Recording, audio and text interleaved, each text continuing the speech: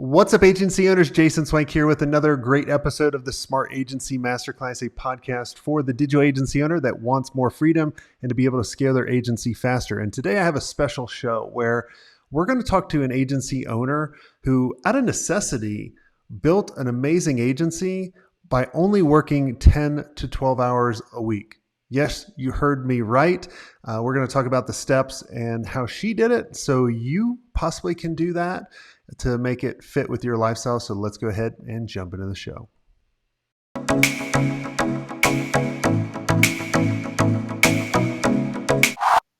Well, welcome to the show. How are you doing?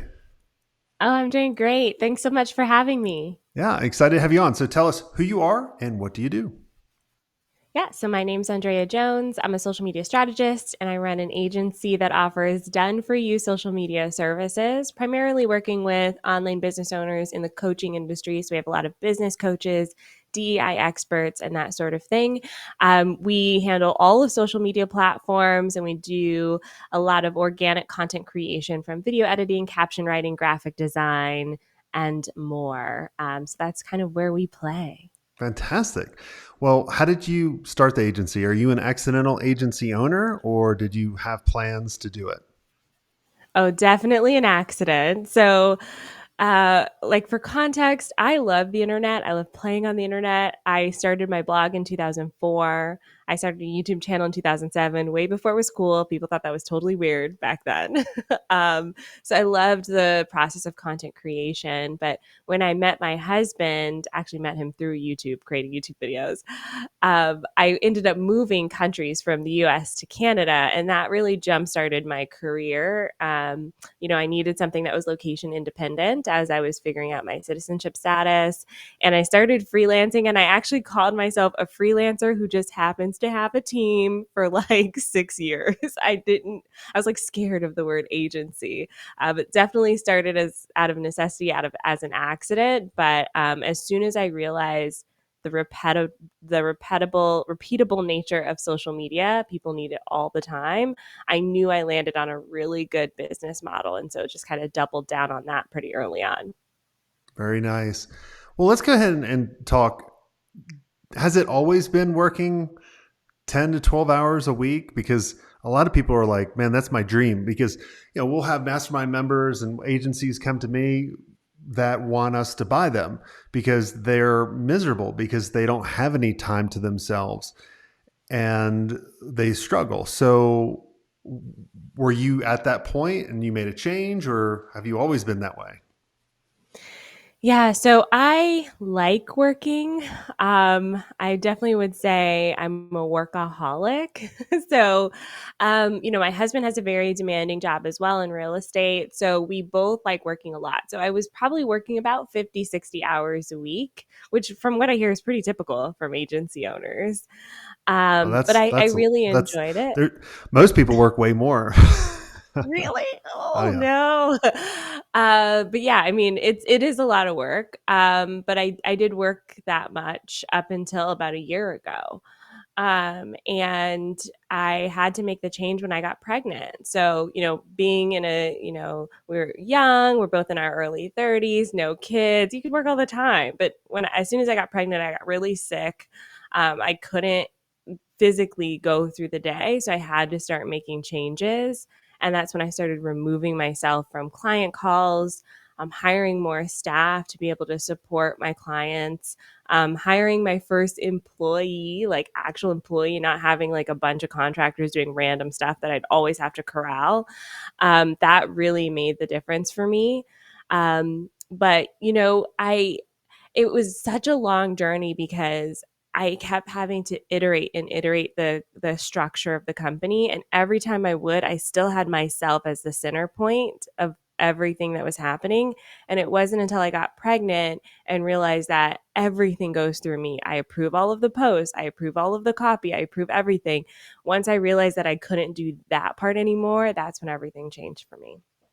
So what was the first step? You said, I think the first step was removing yourself from client meetings. Now, a lot of agency owners struggle with this because you were probably the one or they were the ones that sold that client and they're buying you. So, how did you, was that a tough transition? How'd you guys do it?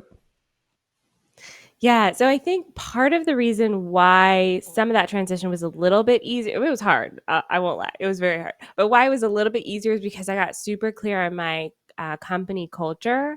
I took this test called the Clifton Strengths Finders. Have you heard of this? Never heard of it. It's like one of those personality tests. They use it a lot in corporate. And it listed off my five strengths. And my second strength is positivity. And it's something that I never really saw as a strength before. And when I took that test, I was like, oh, this is why some people work really well with us. And this is why some people don't. Like, if you don't like that kind of like bubbly, cheery, like rose colored glasses kind of thing, you're not going to like working here. And so our clients like that and our staff likes that. So when I started removing myself, I needed account managers, like client facing people who had that similar energy because that's what our clients want. They want someone to come on and, ask them about their pet and, be like really excited about their project and like believe in them and like cheer them on and almost be a little bit like a coach to them.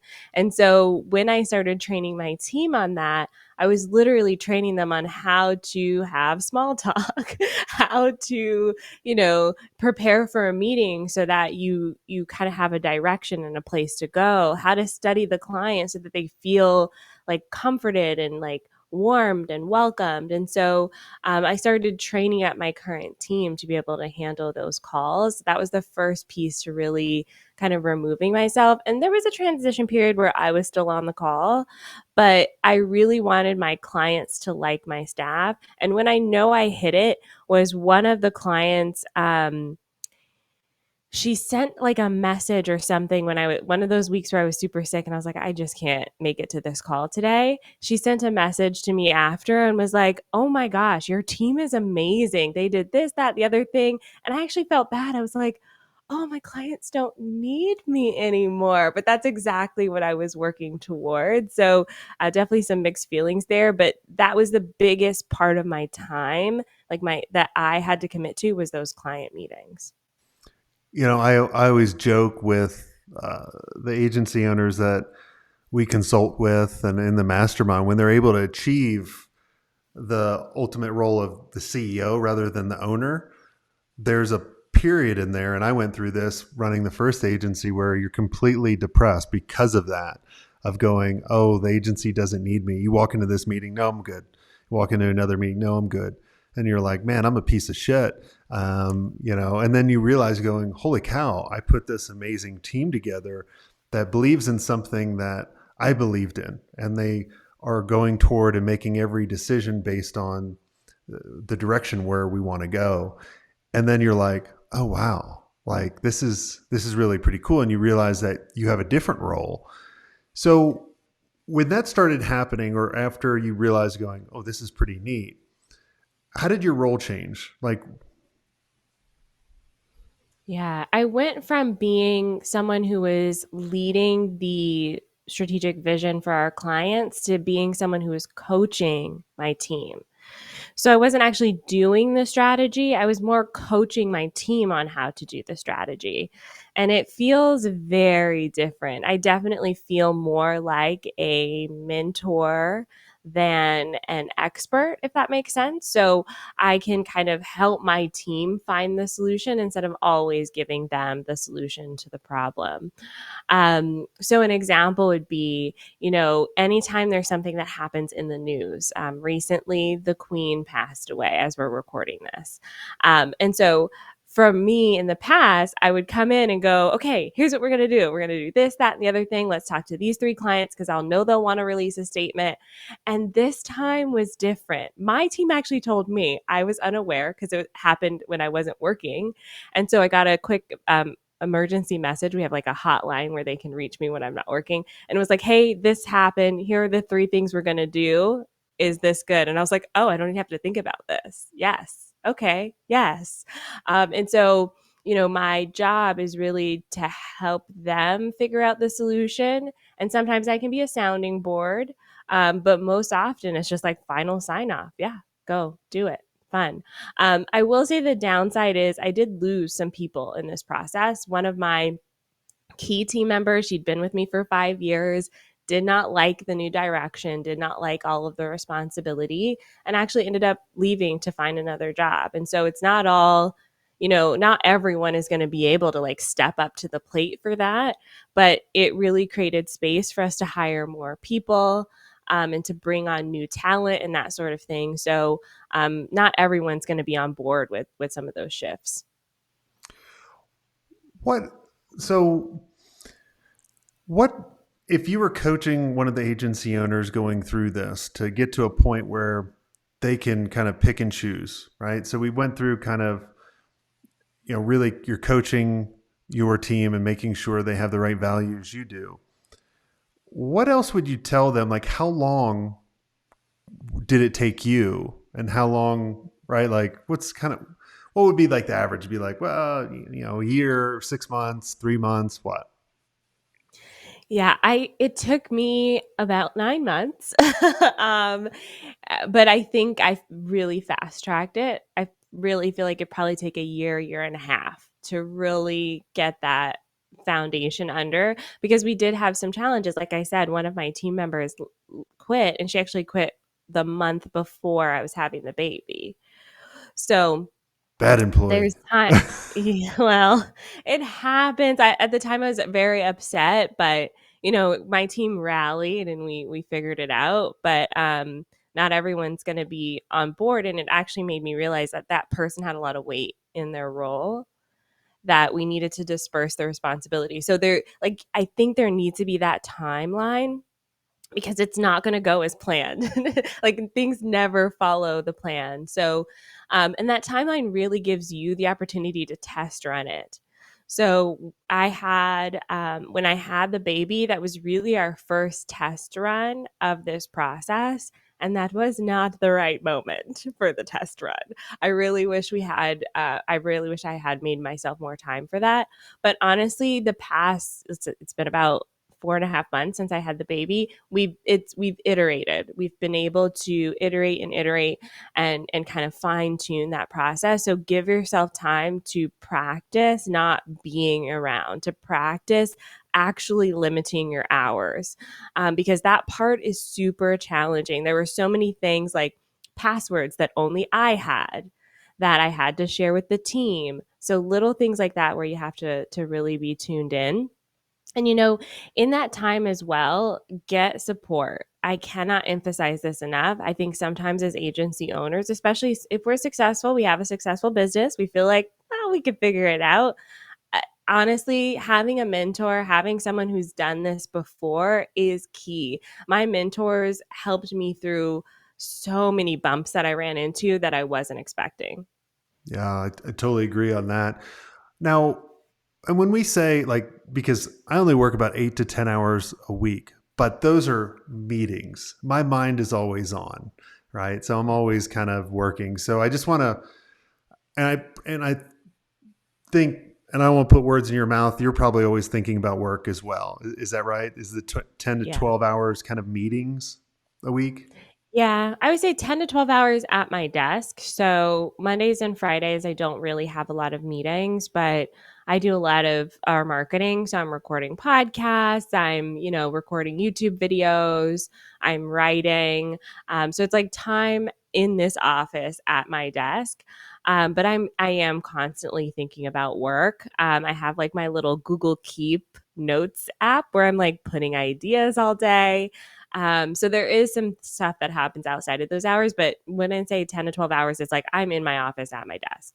Yeah, I just wanted to kind of clear that up because some people will be like, wow, like you're never thinking about, I'm like, no, like I'm out hiking a mountain or running and I'll be like, oh, there's an idea. Let me write this down. And then when I do have the kind of the scheduled hours, and one of the other things that really worked for me was just creating rules and don't break the rules, right? Having the rules based on, and I went over this with our mastermind, where you have the rules based on your day, your week, your month, and your quarter. So like on the days, like what's the time frames that you're most efficient that you want to have meetings, right? Is it like mine is usually about 9 to 1 p.m. Mountain time, which is always nice because everybody's on the East Coast. It seems like, right, or operates on the East. And so you're done really early. Or like in the week goal or the week rule is I don't have schedule any meetings on Mondays or Fridays. So all my meetings are Tuesdays through Thursdays.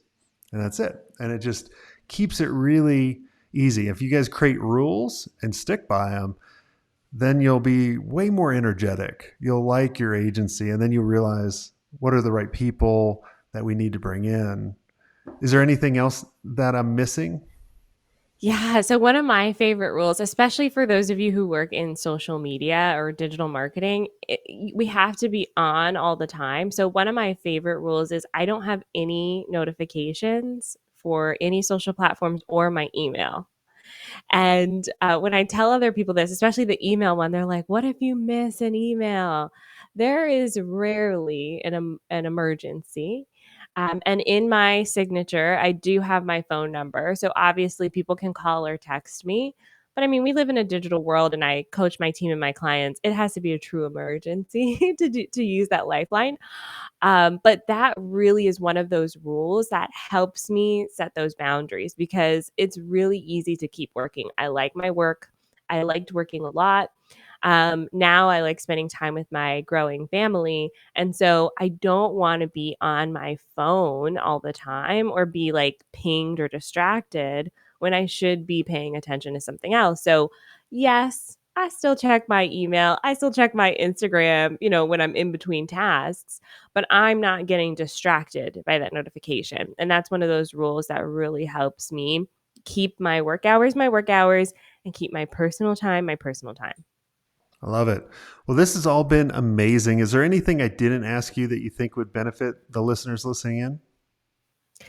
I think one of the things that really helped us as an agency grow is that company culture piece. And it's challenging because we're 100% virtual, but when you think about the kinds of people you want to work with, you kind of have to like them because you're going to be working with them and you have to trust them. And so one of our values for us is integrity, and this is something that we actually test for in the application process. Our application process is like a 5-step process. It takes about 2 weeks to go through. It's intense, but we built that be intentionally because we need the people to check off the boxes. Like they need to be positive. They need to have integrity because we deal with so much sensitive information for our clients. We need people who can be able to also deal with that and kind of integrate into the rest of our team. And so as you're thinking about removing yourself from your team, it's really finding those replacements that can do your job and do it better than you and also have that culture piece so that it fits. And so, I'm still the sales and marketing face of the company. So if someone comes to me and I'm like, "Yes, we can do this." If I'm handing them off to my team, that experience needs to be the same or similar or better. And so really being intentional about hiring people, and it's an expensive process, but it's worth every penny when you get the right person. I love it. What's the agency website people go and check you guys out? You can find us at onlinedrea.com. That's online DREA. And I like hanging out on Instagram. So if you have any follow up questions, shoot me a voice DM there, online DREA. Awesome. Well, I love Instagram as well. That's pretty much the only social platform I really dive into. I can't get into all the other ones, but yeah, so hit us up there. Go check out her website. And if you guys enjoyed this episode and you want to be around other amazing agency owners where they're sharing constantly what's working for them, able to see the things that you might not be able to see that are in your gray area. So you can grow and scale your agency faster and maybe create more of that freedom that you really wanted to. And maybe you don't have to sell your agency because you can do that. And, what is it called? Get the cake and eat it too, or bake. I don't know. I can't remember. I'm dyslexic. Yeah.